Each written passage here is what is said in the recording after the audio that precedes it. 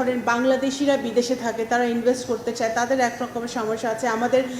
আপনাদের বুঝতে হবে যে বাংলাদেশ জাতীয়তাবাদী দল একটি ভঙ্গুর অর্থনীতি ইনহেরিট করেছে। আমরা গত 17 বছরে ব্যাংকিং সেক্টর যেভাবে ধ্বংস হয়েছে, আমাদের ক্যাপিটাল মার্কেট যেভাবে ধ্বংস করা হয়েছে, সিস্টেমগুলো যেভাবে ধ্বংস করা হয়েছে, ওই ধ্বংস অবস্থা থেকে আবার তুলে এনে একটা ভাইব্রেন্ট ইকোনমিতে রূপান্তর করার জন্য যে সকল পলিসিগুলো নেওয়ার দরকার সেগুলো কিন্তু এখন সরকার নিচ্ছে। এবং আমাদের যে বাজেট দেওয়া হচ্ছে, সেই budget is one of the first step of that initiative. So আমাদের ক্রিয়েটিভ ইকোনমি, আমাদের ফরেন ডিরেক্ট ইনভেস্টমেন্ট, আমাদের বিভিন্ন ইকোনমিক জোন করা হয়েছে। সেখানে যখন ইনভেস্টমেন্ট করবে, কী ধরনের ফ্যাসিলিটেশন তাদের প্রয়োজন, কী ধরনের প্রক্রিয়াগত পরিবর্তন আমাদের আনতে হবে যাতে তারা সহজে ইনভেস্ট করতে পারে বিদেশিরা, সেই সকল ব্যাপার নিয়ে আলোচনা হয়েছে। ফরেন মিনিস্ট্রির বাজেট এখানে প্রশ্ন না, because foreign ministry will not do that job. এটা মোস্টলি কমার্স মিনিস্ট্রি এবং বিভিন্ন ধরনের লাইন মিনিস্ট্রি।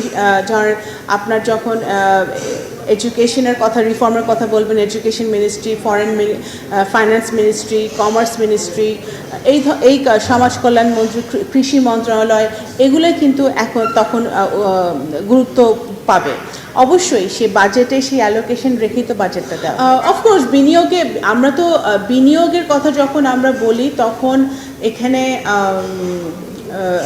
জ্বালানি একটা বিশেষ আমাদের যেটা বিনিয়োগের জায়গাটা হচ্ছে আমাদের টেক্সটাইল, আরএমজি, আমাদের কৃষিখাত, আমাদের অ্যাগ্রো বেসড বিভিন্ন জায়গায়, বিভিন্ন খাতে, এবং বিশেষ করে আমরা যখন ক্রিয়েটিভ ইকোনমির কথা বলছি, সেখানে আমাদের প্রান্তিক জনগোষ্ঠী, আমাদের কুটির শিল্প, আমাদের কৃষ্টি, কালচার, এখানেও কিন্তু অর্থনৈতিক বিনিয়োগের একটা বিশাল সুযোগ আমরা তৈরি করার চেষ্টা করছি। স্পোর্টস, যেখানে অনেক বিনিয়োগ সম্ভব, আমাদের ক্রীড়া জগতে, ক্রীড়া ক্ষেত্রে আমাদের অনেক বিনিয়োগ সম্ভব। সেই বিনিয়োগও কিন্তু আমাদের স্পোর্টস ডিপ্লোমেসিটা, ক্রীড়া কূটনীতিটা আমরা ওই জন্যই ফরেন মিনিস্ট্রি কাজে লাগাচ্ছে, যে আমরা স্পোর্টসেও যেন বিনিয়োগ আনতে পারি, আমাদের সংস্কৃতিতে যেন আমরা বিনিয়োগ আনতে পারি, সেই জায়গাটা কিন্তু আমাদের মিনিস্ট্রি কাজ করছে। তো ফরেন মিনিস্ট্রির প্রধান কাজ হচ্ছে যে আমাদের মাননীয় প্রধানমন্ত্রীর যে স্বপ্ন, যে বাংলাদেশের অর্থনীতিকে একটি উচ্চ পর্যায়ে নিয়ে যেতে, বাংলাদেশের আপামর জনতা, আপনার পিছিয়ে পড়া জনগোষ্ঠী, আমাদের নারী সমাজ, প্রত্যেকেই এই অগ্রগতি, এই ডেভেলপমেন্টের অংশ হবে, সেটাকে যদি এনশিওর করতে হয়, তাহলে এই ফরেন মিনিস্ট্রি যে কাজটা করছে, যে বিভিন্ন ডাইভার্সিফিকেশনে যে কাজটা করছে, নতুন নতুন মার্কেট খোঁজা, নতুন নতুন সোর্স খোঁজা, এই কাজটাই কিন্তু আমরা বিভিন্ন মিনিস্ট্রির সাথে অ্যালাইন হয়ে করে মানে এটাকে আমরা ত্বরান্বিত। অবশ্যই ব্লু ইকোনমি নিয়েও কথা হয়েছে। ব্লু ইকোনমি তো one of the priorities. Blue ইকোনমিতে আমরা চাই যে আমাদের বিভিন্ন ইউরোপিয়ান কান্ট্রিগুলো ব্লু ইকোনমিতে ইনভেস্ট করতে চাচ্ছে, এবং সেটার অনেক সুযোগও আছে বাংলাদেশে।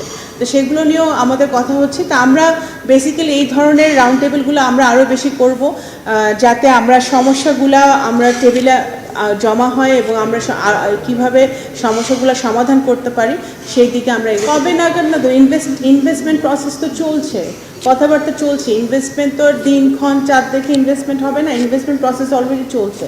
লট অফ কান্ট্রিজ অলরেডি আমাদের সাথে কথা বলছে যে তারা বিভিন্ন সেক্টরে কীভাবে ইনভেস্ট করতে পারে। তো এটা কিন্তু চলমান আছে, এটা তো আপনার চলমান প্রক্রিয়া। এটা কিন্তু অলরেডি অনেক ইনভেস্টাররা বিদার সাথে যোগাযোগ করছে, তাদের সাথে কাজ করছে, কমার্সের সাথে কাজ করছে।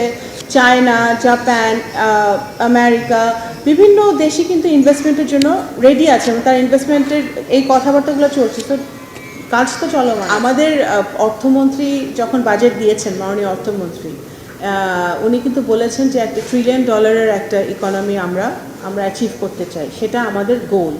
তো সেই ইকোনমি বাস্তবায়ন করতে হলে, $1 ট্রিলিয়ন ইকোনমিতে যেতে হলে আমাদের যেই ধরনের ইনভেস্টমেন্ট দরকার, সেই ধরনের ইনভেস্টমেন্ট আমরা আনার চেষ্টা করছি।